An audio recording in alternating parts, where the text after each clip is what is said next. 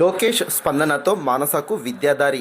గోనెగండ్ల మండలం నెరడుపుల గ్రామానికి చెందిన వ్యవసాయ కూలీల కుమార్తె మానస తన చదువు కొనసాగించేందుకు కేజీబీవీ హాస్టల్ సీటు కల్పించాలని జీజీఎల్ న్యూస్ మరియు వేటూ న్యూస్ ద్వారా చేసిన హృదయ విదారక విజ్ఞప్తి ఫలించింది. దీనిపై స్పందించిన విద్యాశాఖ మంత్రి నారా లోకేష్ ఆదేశాలతో గోనెగండ్ల కస్తూర్బా గాంధీ బాలికల పాఠశాలలో 6వ తరగతి ప్రవేశం కల్పించారు. ఏపీ సమగ్ర శిక్ష కర్నూలు ప్రాజెక్ట్ అధికారి లోక్నాథ్ అడ్మిషన్ ఆర్డర్ను అందజేశారు. హాస్టల్ సీటు పొందిన మానస ఆనందం వ్యక్తం చేస్తూ లోకేష్ అంకుల్కు ధన్యవాదాలు, బాగా చదివి డాక్టర్గా మారి తల్లిదండ్రులకు మంచి పేరు తీసుకువస్తాను అని తెలిపింది. వలస కార్మికుల పిల్లలు విద్యకు దూరం కాకుండా చర్యలు తీసుకుంటామని అధికారులు పేర్కొన్నారు. తాజా అప్డేట్స్ కొరకు జీజీఎల్ న్యూస్ను ఫాలో చేయండి. నా పేరు మానస, మాది గోనెగండ్ల మండలం నేరేడుపల గ్రామం.